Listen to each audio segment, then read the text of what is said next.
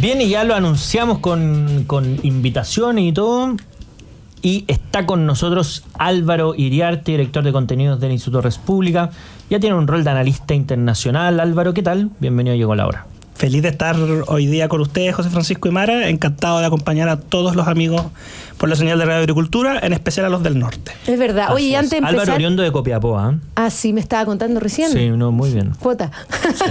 Cuota. No, yo iba a decir que nosotros tres estuvimos juntos el fin de semana. Exacto. Nos vimos el sábado, es verdad. ¿Cierto? El lanzamiento del libro Aborto y Eutanasia. Así es. Dilemas sobre el derecho a la vida. Gran actividad organizada por Siempre por la Vida y el Instituto República. Claro, Chile siempre.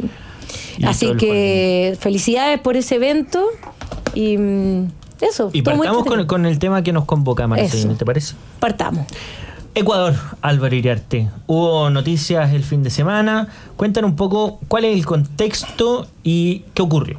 Bueno, ustedes recordarán que Ecuador ha estado viviendo últimamente algunos procesos bastante turbulentos. Primero fue esta invocación de la Constitución para la muerte cruzada, que es disolución del Congreso unicameral que tienen, la Asamblea, y del término anticipado del mandato del presidente Guillermo Lasso. Se elige el presidente Noboa en segunda vuelta, y después tuvimos a comienzos de año toda esta trifulca con estos grupos de crimen organizado que entraron en Guayaquil, en la universidad, en el canal de televisión, las cárceles, toda esta dinámica. Fue realmente espeluznante cuando nos llegaron los videos. Sí. Tal cual como las películas de Hollywood, ¿no? Cuando muestran estos temas. Verdad supera la ficción. De todas maneras. Y en paralelo o dentro de este proceso, José Francisco, de inestabilidad, se había iniciado una serie de reformas constitucionales por el presidente Lasso, apuntando a combatir el crimen organizado.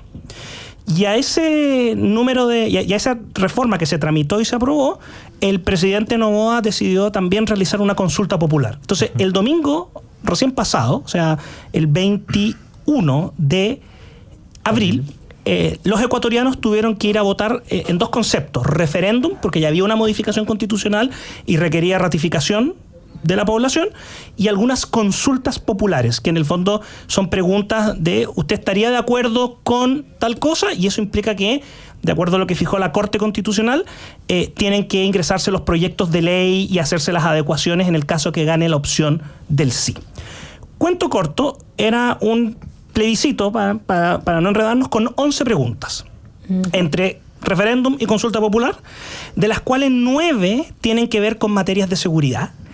Una tenía que ver con un tema de arbitraje internacional respecto a inversiones, y otra tenía que ver con un tema de código del trabajo o ley laboral, para poder en el fondo modificar la norma existente e introducir contratos a una dinámica de reconocimiento para los contratos a plazo fijo, no indefinido y qué sé yo. Cuento corto, votó el 72% del padrón, aumentó un 10% la gente que no participó en comparación a la última elección presidencial, y las dos preguntas, estas de arbitraje y de tema laboral, fueron rechazadas, pero las 9 preguntas relacionadas con temas de seguridad fueron aprobadas por amplios márgenes. No hay ninguna. La que tiene menos sacó el 60% de apoyo, que es facilitar y adecuar la extradición de ecuatorianos cumpliendo con una serie de requisitos a otros países. Oye, Álvaro Iriarte, y a propósito de esto también, hay una encuesta, sale la encuesta Academ de este fin de semana, que pregunta por los presidentes latinoamericanos, los mejores evaluados y los peores evaluados.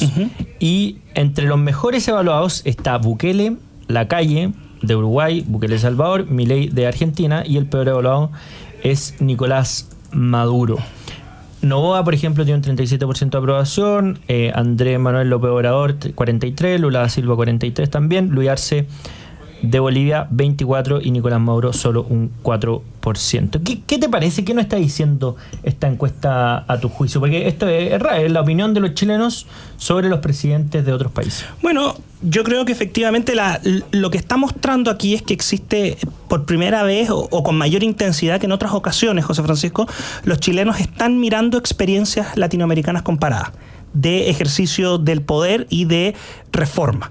Y en ese sentido, pareciera ser que se viene consolidando una tendencia que comenzó tímidamente y que hoy día ya bastante razonable, y ustedes lo han conversado en distintos programas acá con distintos entrevistados, que es que cuando se transforma el tema de la seguridad en la principal preocupación, tú sales a buscar referentes y modelos en países que puedan tener situaciones similares a las tuyas. Y eso no es Reino Unido, no es Australia, no es Canadá, es Latinoamérica. Y efectivamente, por eso no debe sorprender Bukele como el mejor evaluado por el tema de todo lo que hizo en el primer gobierno, pero ojo que Javier Milei, que en general acá la élite académica y los políticos la asocian con temas económicos, Javier Milei en su propuesta de transformación de la Argentina también tiene elementos muy relevantes respecto de seguridad nacional, respecto del combate al crimen organizado y al narcotráfico. No olvidemos la operación que desplegó en Rosario. Claro. Ojo con eso. O sea, y ahí tienes la explicación principal de estas dos evaluaciones. Y la calle probablemente porque la gente percibe que en estos tiempos tan convulsionados, tan turbulentos, Uruguay es una taza de leche comparado con su realidad. Y ahora, y ahí hay que conectarlo con Noboa. Este referéndum y consulta puede impulsar la agenda de seguridad de Noboa de cara a las elecciones del 2025. Porque Noboa completa el periodo que le faltaba a Lasso y de ahí tiene derecho a postular eventualmente. Tiene que ver también con que estos son presidentes de acciones concretas.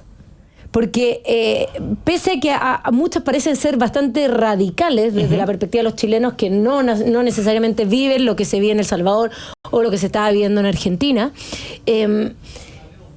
son presidentes que han puesto una agenda y han cumplido con lo que precisamente han dicho sin echar pie atrás, pese a manifestaciones, crítica internacional, instituciones de derechos humanos que se han ido metiendo también en los países.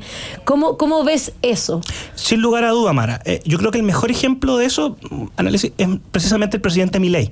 El presidente Milei no tiene mayoría en el Congreso. De hecho, si tú revisas la situación en el Senado, es dramática, porque de las 72 bancas que tiene el Senado argentino, 33 son del peronismo, el kirchnerismo, justicialismo, y hay 3 más dando vuelta que te dan el quórum propio, pueden sentarse a sesionar sin el resto de las fuerzas, es una cosa bien particular.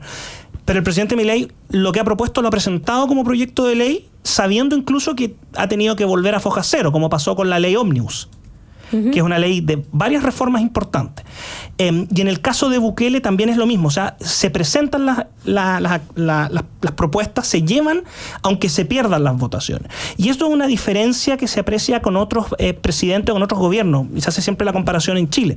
Tú puedes tener otras críticas, pero lo relevante es que te dicen, voy a combatir el crimen, y modifican la Constitución, modifican las leyes. Si no la tienen, buscan otros caminos. Podemos entrar en otra discusión en torno al Estado de Derecho y a la separación de poderes, pero lo relevante es que de alguna manera cumplen, entregan.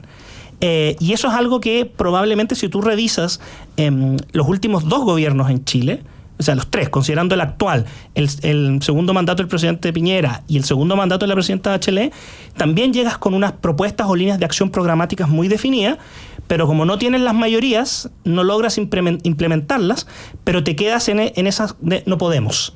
Claro. Al otro lado la lección es distinta, es empujo hasta que ceda o traslado el costo. Y a lo mejor eso es lo que está llamando también la atención, Mara. Oye, hay una noticia que unos activistas de derechos humanos están presentando una acción, un juicio político contra Javier Milei por genocidio económico. No sé si has podido ver esto. ¿Y qué te parece? Porque claro, dice por mal desempeño en sus funciones, posible comisión de delito, después de 4 meses después de haber asumido el poder.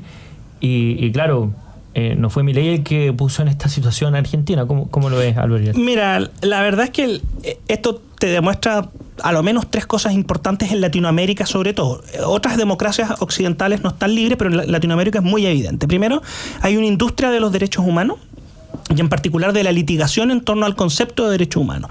Y da para todo. O sea, tú estiras el concepto para generar demandas, recursos, mecanismos. Y, por ejemplo, yo me encantaría tratar de entender qué es lo que es un genocidio económico. O sea, claro, a mí me dicen un genocidio, yo pienso en el genocidio armenio, pienso en el genocidio del Holocausto, pienso en otros componentes que no tiene que ver con la distancia en el tiempo, sino que tiene que ver con el número de personas con que efectivamente se termina con la vida. Eso es lo primero. Lo segundo es que todas estas organizaciones hay que buscar dónde proviene el financiamiento.